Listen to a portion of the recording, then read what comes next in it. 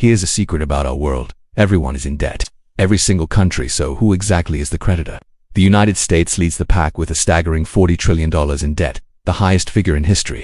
The entire European Union owes about $14 trillion. Japan isn't far behind with $10 trillion. Even wealthy nations like Saudi Arabia, Germany, and China are swimming in incredible levels of debt. But here's the paradox. If everyone owes money, who is everyone borrowing from? This is the Financial Historian, where money, power, and history collide. And the truth is, nothing is as simple as it seems. What if I told you that debt isn't a burden, but the fundamental building block of our modern world?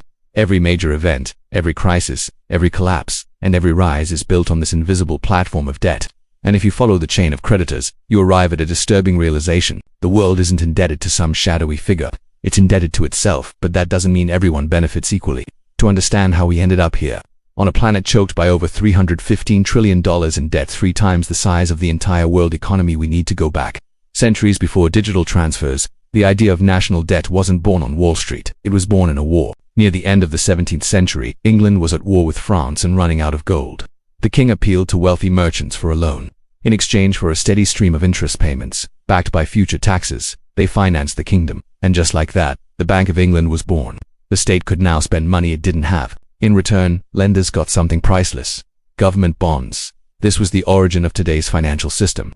And who copied it first? France, of course. The Netherlands simplified it. The newly formed United States of America adopted it to finance its revolution. Suddenly, national debt wasn't a sign of failure. It was a measure of confidence. The better you could borrow, the more powerful you were. In the old world, empires conquered land for gold. In the new world, they issue bonds for interest. The battlefield became the balance sheet. Now let's fast forward 3 centuries.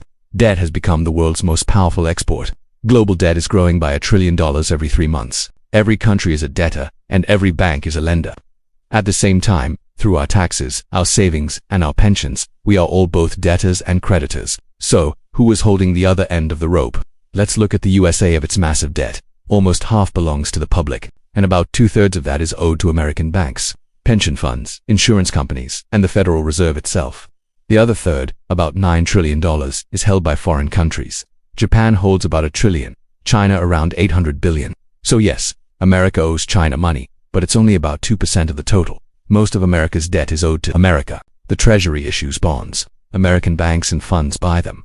The Fed often buys them back, creating new dollars. American taxpayers pay the interest on these bonds, which then flows into American pension accounts. It's a giant self-contained circle. This same logic applies globally. It's a vast chain of interconnected debt. Japan buys US bonds, helping to finance America. The US then sends liquidity to European markets through the IMF. Europe, via the World Bank, offers this capital as loans to developing nations, and here's the irony. Those developing nations then reinvest their currency reserves back into Western bonds, sending the money right back where it started. The global economy is like a high-stakes game of hot potato, with promises instead of potatoes. Each nation holds another's IOU, treating it like a sacred trust, and the whole game is held together by one unwritten rule. Nobody gets up from the table, because if one major player decides to walk away, the entire illusion shatters. But there's another layer, an invisible network of massive pension funds and sovereign wealth funds that manage tens of trillions of dollars. They are the true masters of this debt ecosystem. They decide which nations get to borrow easily and which get crushed by high interest rates. While democracy decides who wins elections, the markets decide which governments survive. At the very top sits the central bank, the ultimate creator of money. Here, money isn't just a medium of exchange. It's a form of debt. When the Fed or the ECB buys a government bond, it creates money out of thin air. Every dollar, every euro in circulation is a promise, a debt owed to the system itself. So, what keeps this whole gigantic machine from collapsing? One word: confidence. As long as the interest keeps flowing, the magic continues, even if everyone knows the principal will never truly be repaid. But when confidence wavers, the system cracks. We saw it in Greece in 2010, in Argentina, and in Sri Lanka. When this delicate yet powerful system collapses, the actors in the shadows suddenly emerge: the International Monetary Fund, credit rating giants, and those anonymous bondholders who hold the fate of nations in their hands. But even after the biggest collapse, the wheels continue to turn with the same dirty logic. What we call debt only changes its name. Loans are cosmetically altered on paper, and the machine is reset with a new title. The bitter truth of the 21st century is this: debt is designed not to be paid off but to be transferred to someone else. Have you ever wondered why governments do want to zero out their debt even when they have the money? This is the main operating center of the system. You and I have to pay off our debts, but states manage their debt like an endless, eternal subscription. Because the basic product isn't the principal, It's the interest, a kind of rent paid just to keep the system going. The global economy has turned into a shark that has to constantly swim to breathe. The US will never get rid of that, nearly $40 trillion. It won't pay it off. It will only roll it over. Japan has been on the brink of economic collapse for decades, but Japanese bonds are still considered a safe haven. Investors aren't waiting to get their money back. They're just waiting to maintain their place at the global gambling table. Think about it.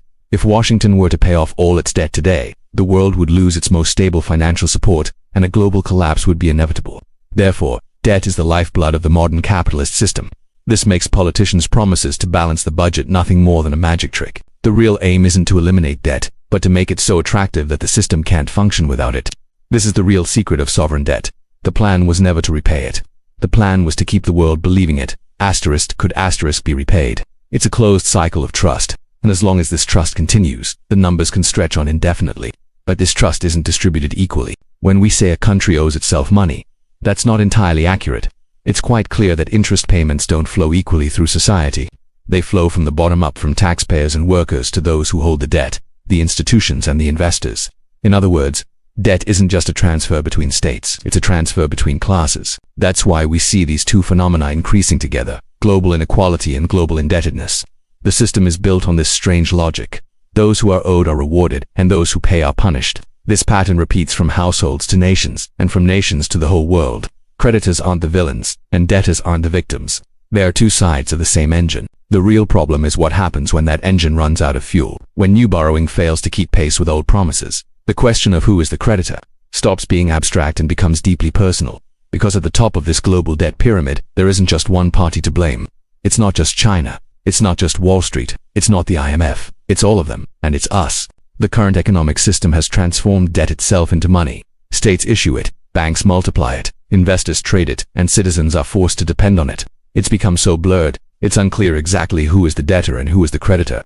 Debt, which once meant slavery, today means balance. But if that balance is tipped, if trust is broken, the illusion ends, and we remember what debt really is, a promise that cannot be kept forever.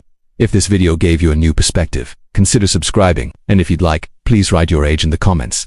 I'm curious to learn who is interested in these topics. There are many more hidden facts in history that shed light on our world today. Thank you so much for listening and for your support.